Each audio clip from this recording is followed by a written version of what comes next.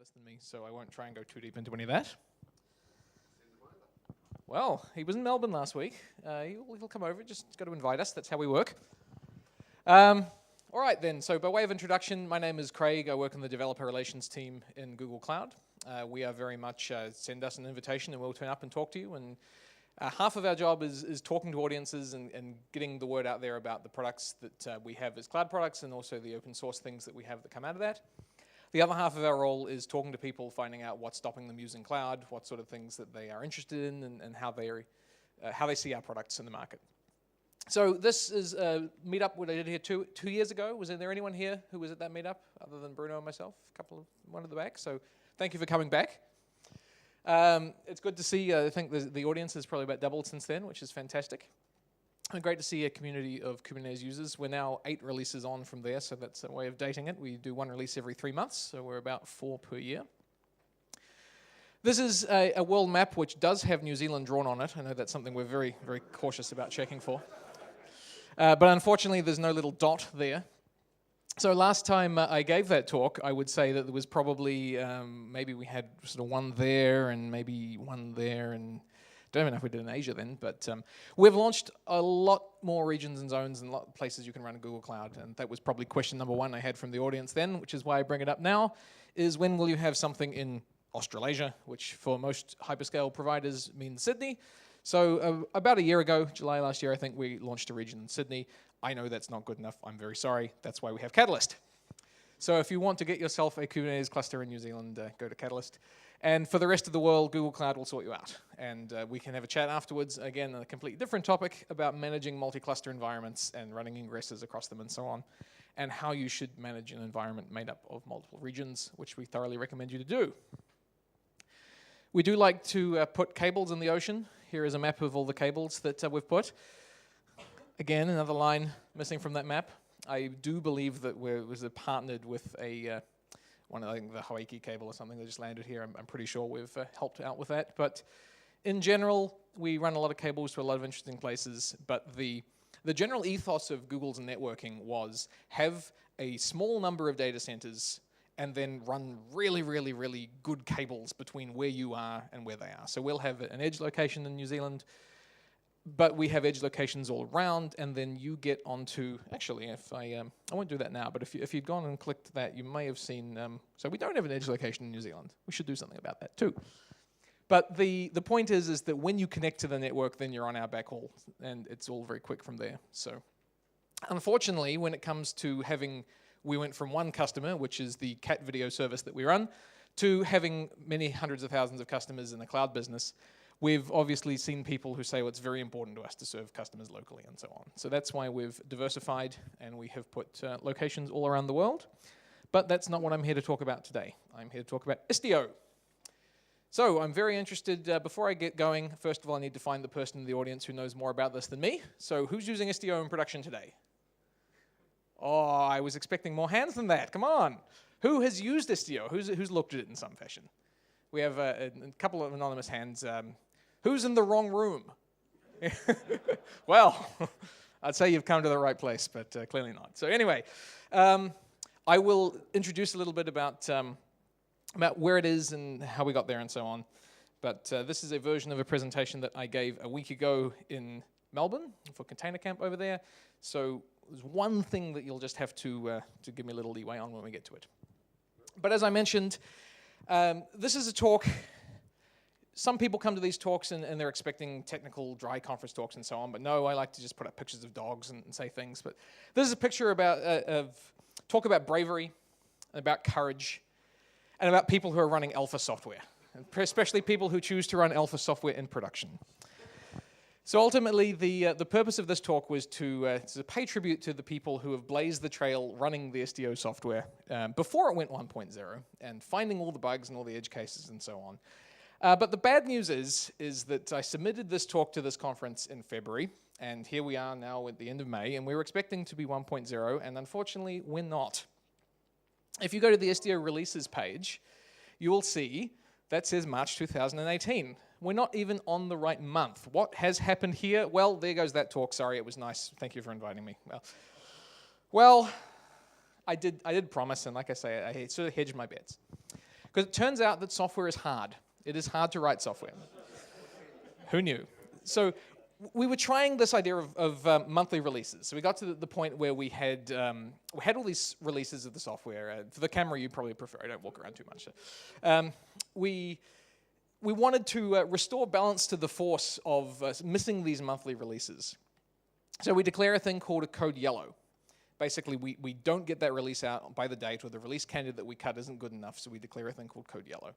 And then when that thing happens 2 months in a row, things get serious, and we upgrade, and we call code orange.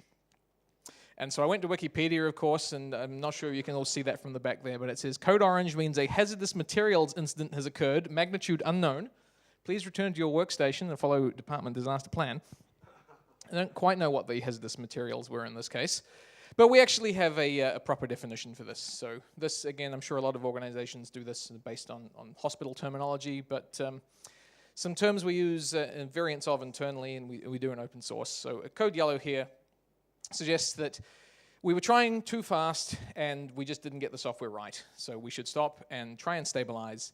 And the Istio release group team, which is the open source group, with a lot of people from Google working on this, getting to suggest we should slow down a little bit. And then as we didn't do that, we basically said everything stops. So all hands are on deck at this point in time to try and finish 0.8. That's what release managers are for. When we get that out, it will finally be the long-term support release that we have been waiting for. And everything will be good. So again, sucks to be me. Here's my talk ruined. Well, it turns out, lucky for me, and this is the one thing I asked for a little forgiveness on, is that my talk was actually on the 24th of May at this conference, Wednesday the 24th of May. And it turned out that that was actually the date that Istio was released in 2017. So there's the launch blog post. And so instead, I decided that it would be Istio's first birthday talk. So here is Istio 1.0 years, time for production. Thank you very much. Now to tell you why you're even here. What actually is Istio? All right, so if you believe the marketing copy from a point in time, Istio is an open platform for connecting, securing, managing, and monitoring services. And by that, we traditionally mean microservices, but there's nothing about Istio that's sort of inherent to Kubernetes or containers or so on. It's an open source project. It was started by Google and IBM with help from Lyft, and we'll tell you a little bit about the history there, inspired by our sort of internal Google tooling and how we do things. So let's take a little trip back in time. Behold the monolith. It's actually, of course, a software monolith. We have an application that looks a little bit like this. We have one giant fat binary. We've got a main function, and then we've got a whole bunch of modules, and because why not, we can call module A from module B and module D from module A and so on, and just pour software hygiene all the way through. It's complicated to maintain this. We have dependency creep because all the code's available to you. Why not just sort of call anything? It's difficult to test this. It's difficult to deploy pieces. You can't deploy just one piece without updating everything else. As it stands here, because this is one binary, unless you're really, really good at programming, it's probably all written in one programming language. So you're tied into using that, and sort of bad hygiene, various pieces are accessing the file system and database together. And then we call in our guy from ThoughtWorks, and he says, well, we should go to microservices, why not? So we decompose the monolith. We break it down into the services that sort of represent those functions, and we bring our hygiene back by making sure that each particular service has its own file system or database and so on. So we've stopped calling these internal methods from each function, and we've got to a point where we have abstractions between these services. Hooray, finished, great, we can go home. Fantastic. We've gained development velocity. We've got easier testing because of these abstractions. We can test these pieces individually. And we can scale the services independently of each other. But what was the cost? So we used to call these functions, and it was reliable because it's inside the same process. And it was secure because it was inside the same process. Now we put this over the network. We don't trust the network. Anyone could intercept things on the network. We didn't have to do access control in that environment. Now perhaps we do. We don't guarantee that a packet on the network will end up at its destination and back. So now we have to think about retries and exponential backoff and all those things in the SRE book. Latency goes up because we're now calling over again a slow and unreliable network, although it's faster when you use Calico. And we used to be able to debug our applications. We used to be able to just single step through all of the things inside an application. And a year or two ago, like, there was no way you could get around that. Like, there's no facility for debugging multiple microservices. So that was fantastic, but it did introduce a bunch of problems. So the question was, can we fix it? Well, there are a few things that we can do. So we can build some things into our application. We can add retry logic, and we can add traces to say, entered this function, exited this function, and sort of basically printf debug our way through everything. We can add authentication between our inter-service communication. But ultimately, we had these microservices, which were these small things that we had, and now what we've had to do is plumb in a bunch of crap into them to deal with the fact that we've got this limited network, limitations of the network. On top of that, we had all these different programming languages available to us now because we're working on these microservices.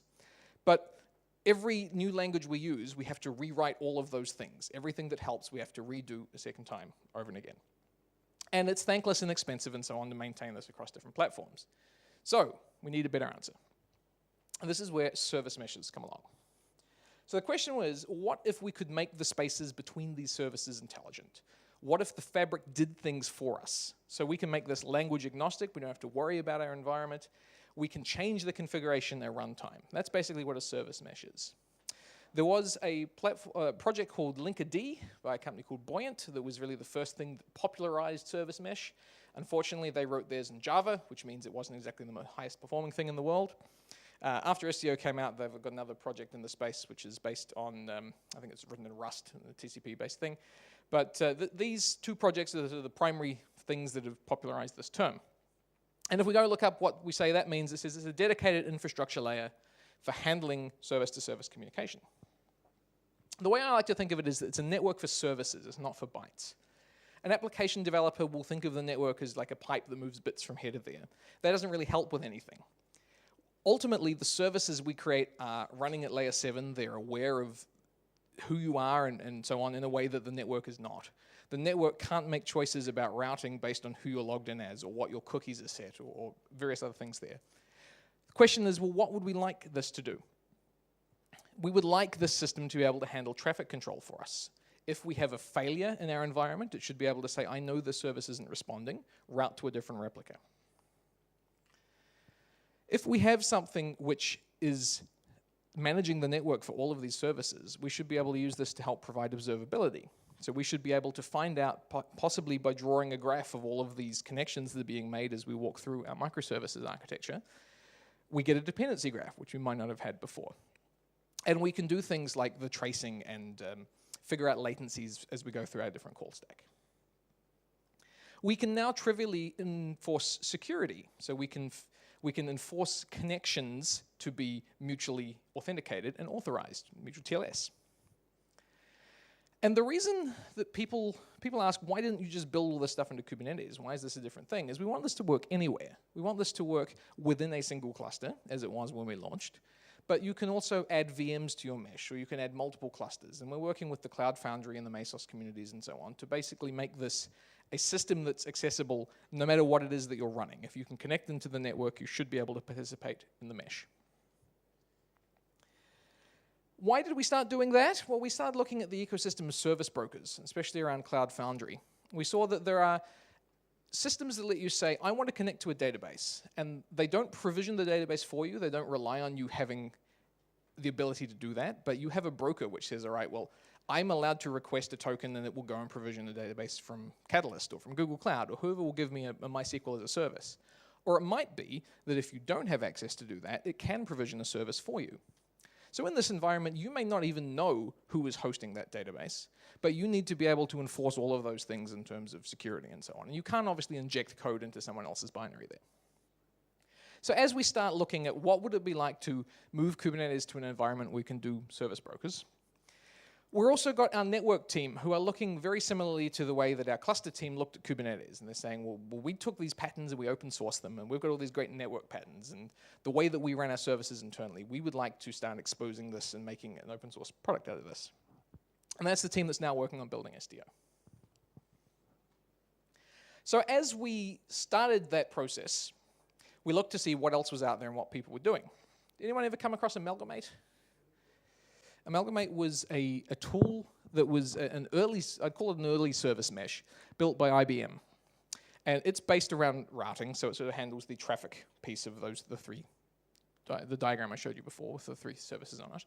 But it was using Nginx as its engine, basically, for doing the content routing. But it had a lot of the same kind of patterns. So we went and talked to the team at IBM and said, hey, we're going to do something here. We'd love to do this with you. Would you like to join forces? And they said, yep, that sounds fantastic. And they ended up deprecating Amalgamate, and that's why they're working with us on Istio. We did our evaluation on what we would need as an engine. So the way that the service mesh works is, you'll see in a second, is that you have a little sidecar that you put with everything you deploy. And that sidecar handles the network traffic for you. So we need to have a proxy server that is able to take in traffic, make routing decisions, all the things we need to enforce that security. And we settled on this project called Envoy, which was in production at Lyft. So Lyft is a ride-sharing service, a bit like Uber. They had a sort of a C++11 standard-based proxy. So it was very new code, very low footprint. And it has been running for them at this point for about 12 to 18 months in production. So they have thoroughly tested this thing. We know it works. We know it's a good idea. And more importantly than just the code being good, that they actually had a great team who were willing to work with the community. We said, hey, we're going to contribute a bunch of stuff in order to do this. And they said, that's fantastic. And as we gained trust, we became maintainers of the project and so on. I think Google probably have more people working on Envoy now than Lyft's team. Absolutely fantastic. About the only piece of the open source sort of modern Kubernetes stack and so on that's not written in Go. Just for no reason. So we get to Istio. First commit for Istio went in November 19. First commit open source on day 1. We didn't make it public, obviously. We made it public, as you know, on the 24th of May. Here is an example architecture. So this might be a service that people use for buying stock photography or something like that. So the user will come in from the internet, they'll access some sort of front-end microservice, they might need to do some authorization, and again, the cluster sort of ends here. Think of this as a Kubernetes cluster, but there are services. This one in this case is a SQL service that is on cloud, but outside of Kubernetes, and here we have an external payment processor, which you could think of something like Stripe, which isn't even on cloud. How Istio works is when you deploy all of those objects in Kubernetes, so you deploy the pods, or you have deployments, replica sets, and so on, that use them, you need to mark it up. So you have this is your spec that says, here's the container I want to run, and all the rest of the YAML that you might have. You put that through an injector, which can either be a command line tool that you use to say, add the Istio content, inject the YAML that you need, or you can install that in your cluster. So you can install a webhook. It's a mutating webhook now since Kubernetes 1.9, I think. And what that does is means every time you submit anything to the cluster, the admission controller says, I need to add Istio to that, and then it will be deployed. When you say, like kubectl get pods or something, you see each pod, it normally says 1 of 1. So one container is running of the one container in the pod. You may remember pods can have more than one container. So you're able to deploy your pod with 2 containers, and that's what we see here. We have our Envoy proxy, which is deployed. It's the Istio proxy container. It contains Envoy and instruction on how to connect it back to the Istio control plane. And you have your application as well.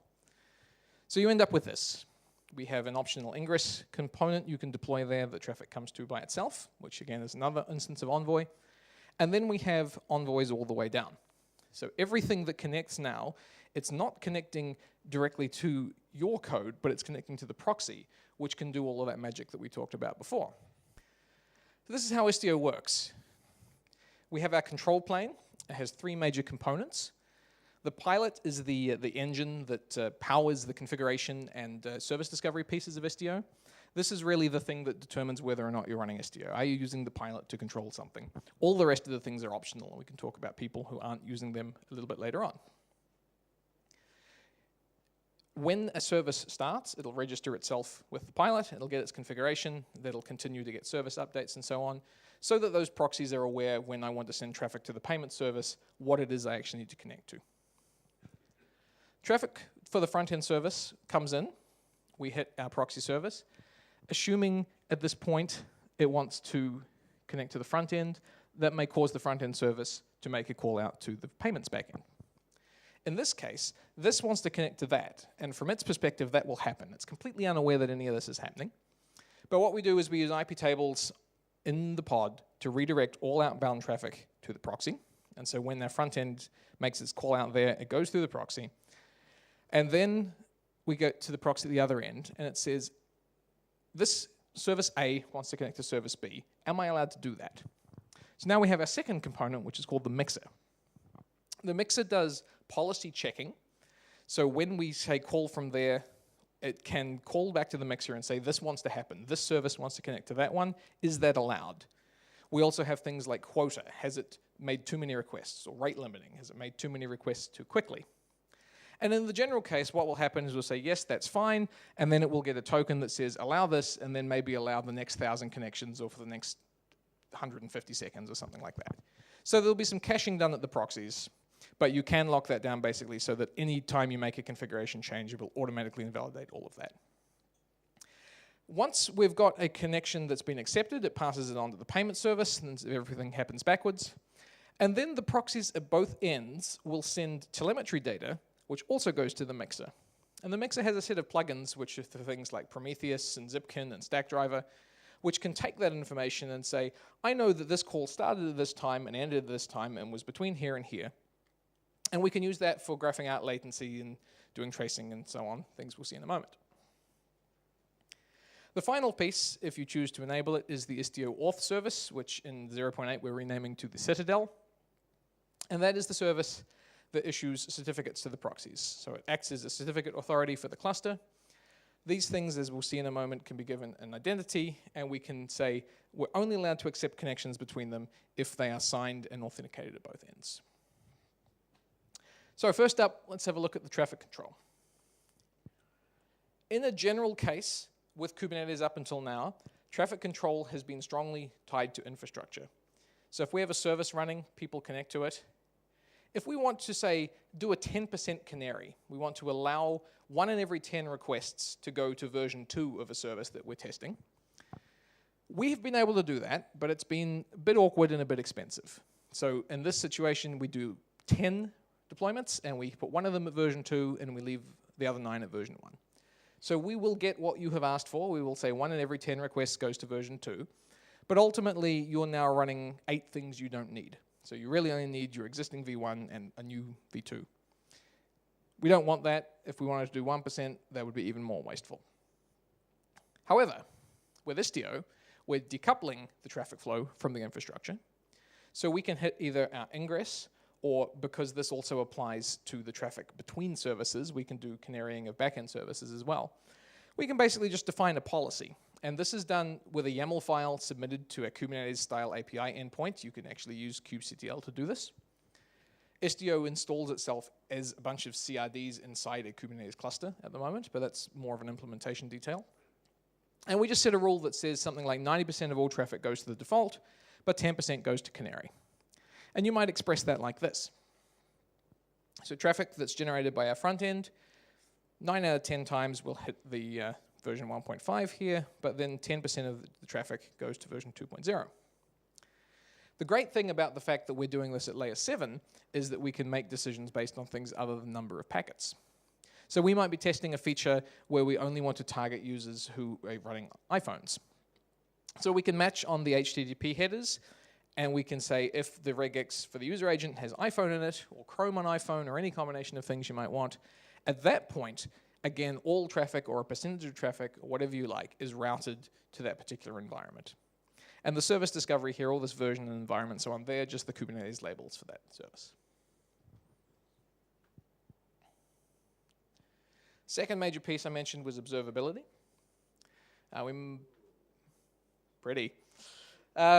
This is now the box graph that you get when you install the Prometheus and Grafana add-ons to Istio. It does not, but if you're running on your local computer, it's trust that it's a little higher resolution. In this case, there's a graph for every service, and we have a few of them installed in the default examples, which we can look at, time permitting. But you can scroll down through there and you can drill into each one. And the point is that you can see, for example, between any two services and any two versions of them, you can see things like the 50th and 90th, 95th percentiles of latency. So this is fantastic for something slow and I don't know where it is. This is a way of finding out exactly where it is. And you get requests per second globally and so on. All of this is just enabled by default. You can customize and add the things that you like. You can go into the Prometheus dashboard and you can set up your own queries. You can export to your own Prometheus environment. You can export to Stackdriver Kubernetes monitoring on Google Cloud, anything you like. Another great thing you can do here is the traces. So with this, if we have this again is an example which you can see online, but we hit a product page which calls into a detailed service and then possibly reviews and ratings for a sample bookstore. In this case, we can see, well, it takes 253 milliseconds to return that particular page, but you can see, for example, we spend about a millisecond doing the security checks in the mixer, and then we can call the detailed service, and that returns very quickly, but the review service is the thing that takes most of that time. And actually, 2/3 of the time that the review service takes is because it calls the rating service. So it's very easy to say, all right, well, looking at this, even if I'm doing particular versions or I want to drill into a particular user who's generated a particular, like based on who they are, has caused a set of services to be called, you can do this distributed tracing. And we have plugins for Zipkin and Jaeger and Stackdriver tracing and so on. So you don't need to worry about your application learning how to generate these traces. This is all done through the proxies sending that through to the mixer. Then the final sort of keystone feature of Istio is its security model. Again, in a regular situation, we may have our front end talk directly to a service. And in this case, anyone can call that payment service, and the front end service is the thing that's meant to do that. But if you could get somewhere else on the network, you could get a shell on another thing that just happens to be in that environment, then there's nothing stopping you calling the payment service and then sending yourself whatever money you like. We also have a situation where the payment service has to call out and the Stripe service at the other end, or whatever it is, doesn't necessarily know who that is. So even when we trust our endpoints, we don't know that the communication is safe from interception because it's in the clear, and we don't want to have to build the functionality of key exchange and rolling keys and everything into our application. So we turn on the authentication in Istio. We install the Citadel service into the control plane. And what it does is it generates identities for each service. So we might end up with a URL frontend.something.default.cluster.com or something. And then we will sign a certificate for that with the cluster's certificate authority. And now we can guarantee when we see a connection between this proxy and that one, that the people at either end of it are who they say they are, and they have up-to-date keys that have been regularly rolled. The front-end service now will only connect to a payment service that attests itself to be the right person and vice versa. And more importantly, those identities can be passed in environment variables back up to the back end. So even in the case where we have our external service which doesn't know anything about Istio, we can check that we've had the right headers on those connections. All right, well, that's a whole bunch of cool stuff. But the question is, well, it's all pre-1.0. Why do people want it? And we put a big label on it that says, don't run this in production, yet for some reason people do. And that's great. So let's talk first about Descartes Labs. They are a company that look at satellite imagery, and then they use that to model behaviors and identify places where there's been logging and so on, and help governments make predictions about various things. They moved to microservices running on Google Kubernetes engine a couple of years ago, and they thought, that's fantastic. We've got this great new environment, but I've got no idea what's going on in it. And we had a chat with them about this stuff before Istio came out, and they were basically chomping at the bit to get observability into their environment. So they are the first known production users of Istio. They went into production with it on 0.2, which is September 2017, which is 2 whole months after we launched it. But they were basically so desperate to be able to see what was going on in their cluster. They didn't need to enable any of the security functions and so on, but they needed to know why their app was slow, and they had no idea why that was. And so just by installing the Istio pieces that do all of that distributed metrics, they were able to figure that out, and they think it's absolutely fantastic. They're able to draw their dependency graph and find out what's calling what and how long it takes. Another company who are running in Kubernetes in production, this is a company called Namely. They actually had 2 monoliths. They were very excessive. And they wanted to move to a microservices infrastructure because they wanted their developers only to have to focus on their business logic. Now, the guy who was running this program was an ex-SRE from Google. And one thing that we have as a philosophy is reduce toil. The effort that you spend on doing needless work, and this isn't just going to meetings or filling in expense reports or whatever, it's doing the kind of stuff that can be automated and that you shouldn't have to repeat. And so he was looking for a way for his developers to be able to do that. And a whole bunch of things they had, like their metrics around their RPCs and so on, they wanted to be able to build in retries and back off, so that in the case that this service wanted to talk to this one and it failed, well, don't try again immediately, maybe take 2 seconds and then 5 seconds, and then after a while, don't ever even try and connect to that. Just fail straight away and say there's no point waiting and blocking on that. So Istios enable them to do that. Smart traffic shaping, they do a lot of gRPC stuff, and that's great because the Envoy is aware of that and can do all that natively. And basically that's another example of someone, this time on Amazon, who's just taken the open source pieces and said, this solves a real problem for us, put it into production, very happy with it. One of the things that they did, which is very cool, is they use a tool called telepresence, which was just donated to the CNCF about a week ago. It's basically an SSH tunnel for Kubernetes clusters. So you can install it into your cluster and then cause it to make a tunnel back to a developer environment.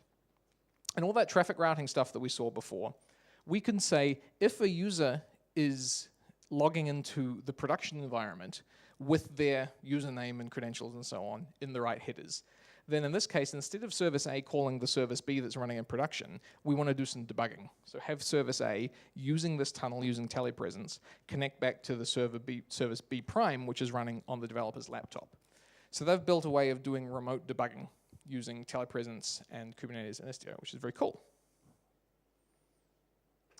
The last example of someone that we're aware of that we can tell you about, at least today, by name, the weather company. So they were acquired a couple of years ago by IBM. They went to microservices. They have a great big microservices gateway in front of all of the weather information that powers things like the weather apps on your phone.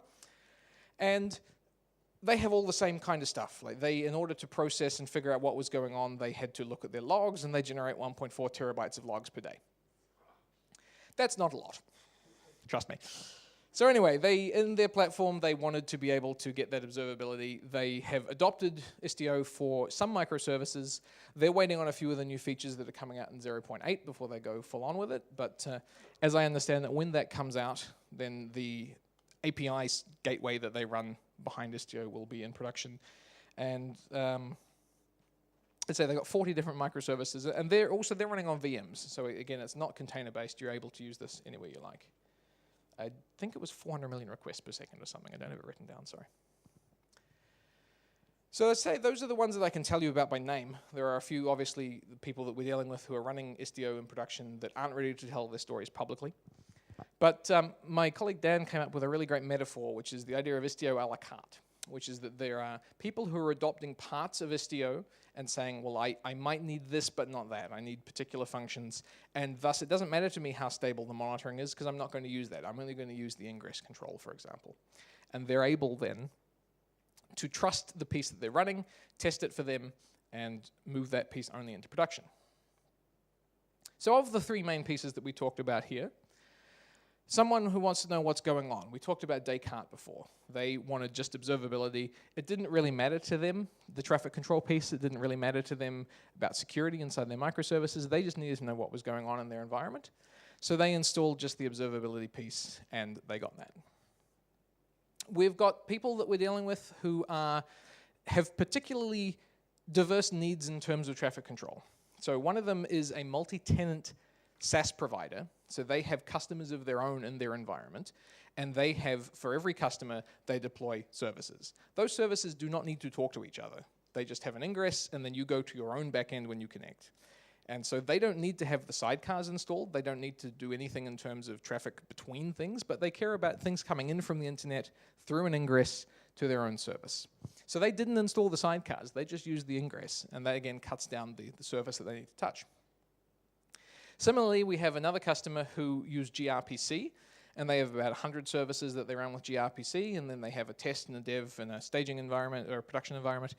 And so that's 300 services, and in order to connect to them, they need to have again, like Bruno was saying before, 300 load balancers.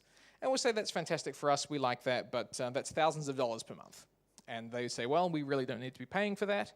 Envoy being gRPC aware, they can install the Istio ingress and they can install the sidecars there, and then they don't need those load balancers anymore, they can make that application aware. Finally, we have a lot of people, strangely enough, in the financial services sector who are very keen on security. A particular interesting use case at banks, they love to segment things. And we have people who have a subnet A, which has /24 or something, so it can have 255 machines in it, and a subnet B. And it turns out if we fill up subnet A, we have some space left in subnet B, but we can't use them. We can't just reallocate that because this is the way they've partitioned things. Ultimately, they want to guarantee that everything between points A and B is secure, but we want that to be defined in software rather than these hard and fast network partitions. So by adopting the Istio security model, they are able to say, I get the guarantee, tick, my auditor is very happy that everything between these services is done with TLS encryption that they're happy with, but I don't have to worry about building that into my network, and I can change that at runtime. I can deal with things as they sort of shape needs to change. So my advice for anyone who's looking to adopt Istio right now is that you should start small, because everybody needs something, but not everybody needs the same something. If you don't need the authentication, definitely don't use that, because we want to make sure that you can't just connect to arbitrary things on the internet, so by default you can't do outbound egress.